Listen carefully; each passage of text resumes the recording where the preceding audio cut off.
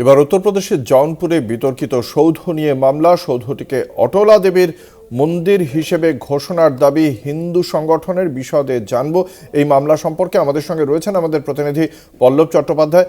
ঠিক কি জানতে পারা যাচ্ছে?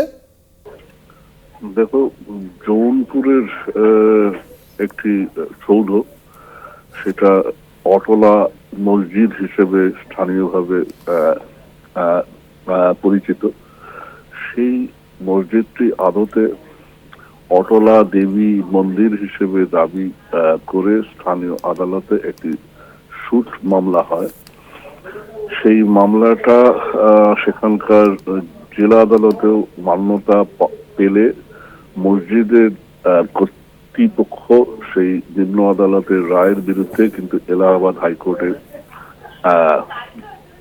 গিয়েছে। তাদের মূল বক্তব্য যে সংগঠনটি ওই সৌধ সম্পর্কে মামলাটি এনেছে, তাদের এরকম মামলা করার কোনো আইনগত অধিকারই নেই।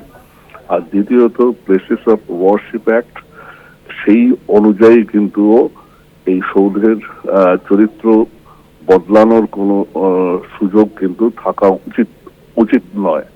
মূলত এই দুটি পয়েন্টকে সামনে রেখেই তারা কিন্তু এলাহাবাদ হাইকোর্টে একটি আবেদন করেছে। হ্যাঁ, অঙ্কুর। ধন্যবাদ। আমাদের সঙ্গে ছিলেন আমাদের প্রতিনিধি পল্লব চট্টোপাধ্যায়।